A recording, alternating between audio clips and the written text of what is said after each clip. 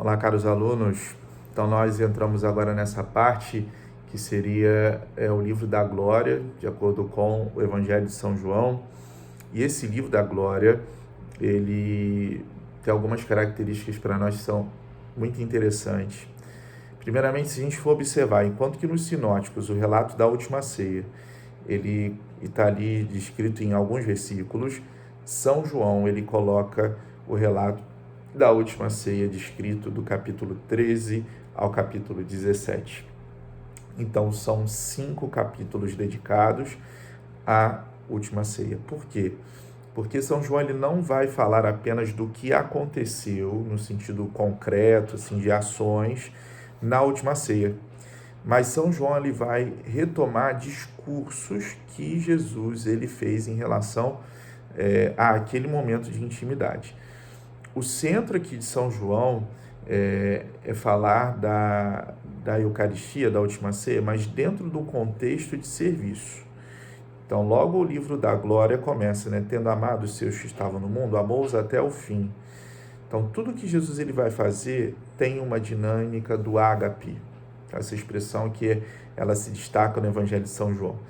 E aí, conduzindo pelo ágape, nós devemos ler toda essa parte do livro da Glória, porque agora que é a hora, é uma palavra que vai estar ali muito presente em João, a hora, então, hora, que é uma expressão grega, seja lá no livro dos Sinais, aparece isso, lá em Caná, se lembra, a minha hora ainda não chegou, agora a hora de Jesus chegou, e tudo que vai ser relatado vai ser referente a essa hora. Que hora é essa? A hora da sua entrega. E ao mesmo tempo, São João entende que a entrega de Jesus é a sua glória, é a glorificação que ele dá ao Pai, a glorificação também que ele oferece de si mesmo como Filho de Deus. E aí nós entendemos essa teologia joanina, que é uma teologia que a gente não pode dividir, separar o mistério pascal, ou seja, da paixão, da ressurreição.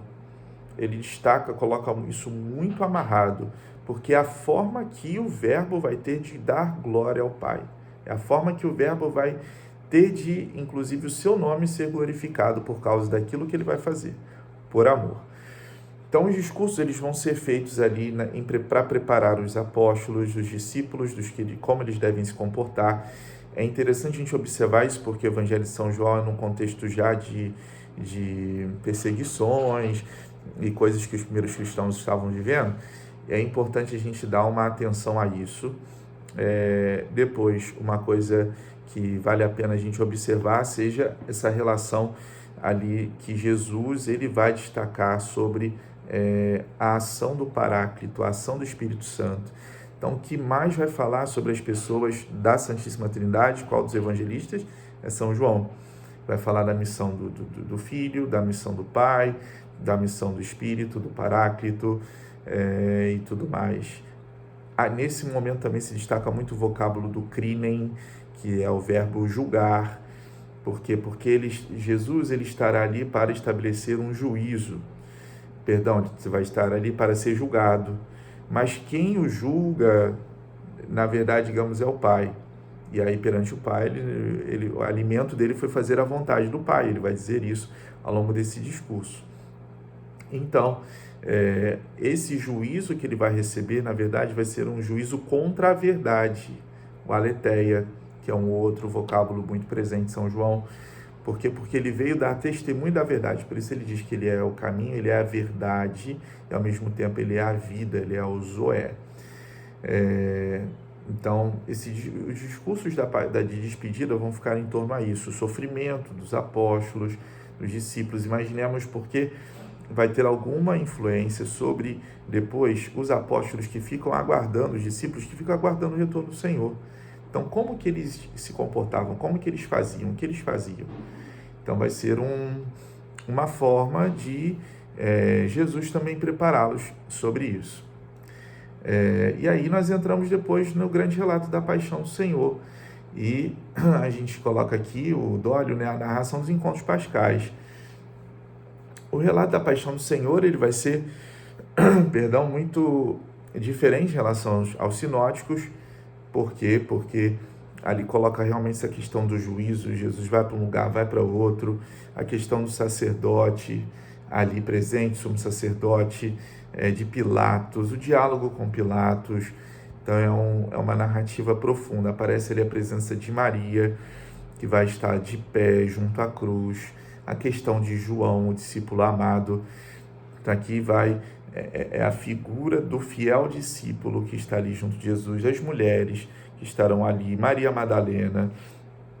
Então, no relato da paixão, especialmente, de acordo com São João, isso o nosso autor aqui, do novo comentário bíblico de São Jerônimo, vai colocar isso. Ele coloca os personagens. Então, fiquemos atentos na leitura às personagens, porque cada uma delas tem ali um papel fundamental. Eu dizia Nicodemos, por exemplo, aparece ali José de Arimateia.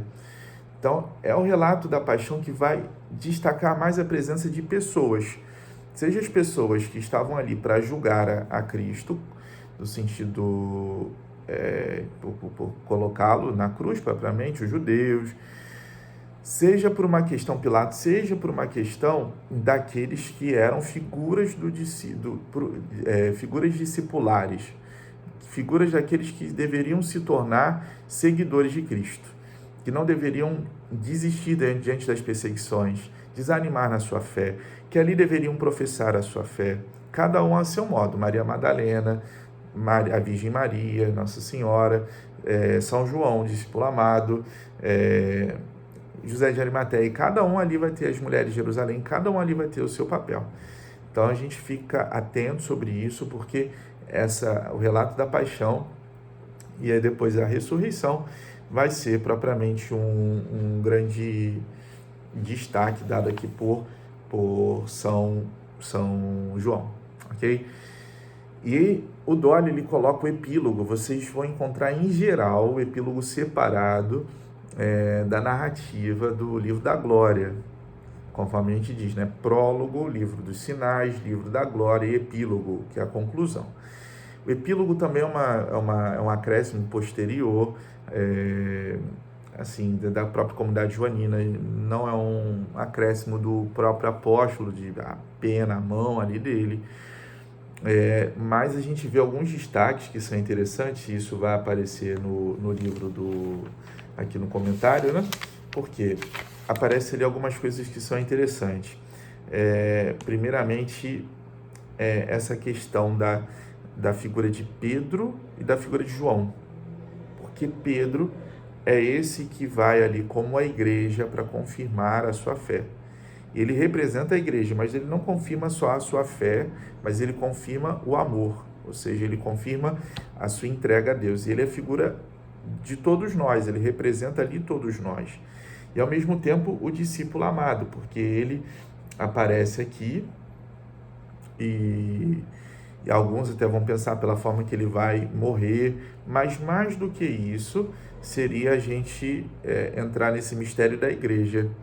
E aí São João, olha como é interessante, São João ele vai terminar o seu evangelho, o epílogo, tem um cunho eclesiológico, ou seja, aqueles que, vamos ver como que São João vai amarrando todo o seu evangelho, aqueles que tinham um olhar assim, aqueles que estavam percebendo São João diante do que ele ia falando sobre a paixão, diante dos sinais, e ele veio para aqui tá, né, para que Jesus ele veio para que todos pudessem professar a sua fé, pudessem crer nele. Agora a gente vê um São João que já é diferente. Então São João ele vai colocar aqui a figura da igreja, como que a igreja deve professar a sua fé, como que a igreja deve crer, como que a igreja deve testemunhar, como que a igreja deve falar sobre o amor, dar testemunho sobre o amor. Então isso para nós aqui é importante, o epílogo, porque vai ser a forma de amarrar todos os seus leitores, os leitores aqui do Evangelho de São João, para a compreensão de que realmente Cristo, ele é o verbo que se encarnou e veio nos tornar filhos de Deus. E agora nós devemos abraçar a Cristo pela nossa fé, pelo nosso testemunho, pelo nosso amor, pelo nosso ágape. Nós temos a assistência do Espírito Santo. Então, tudo aquilo que foi colocado antes agora tem um novo significado a partir aqui do epílogo, tendo especialmente a figura de destaque como Pedro e depois aqui também João. Ok? Então, é um pouco isso. A leitura, então, fica por conta aí de vocês. Deixei, então, através desses vídeos, algumas pistas para vocês entenderem todo o material. E qualquer dúvida, eu estou à disposição. Até mais.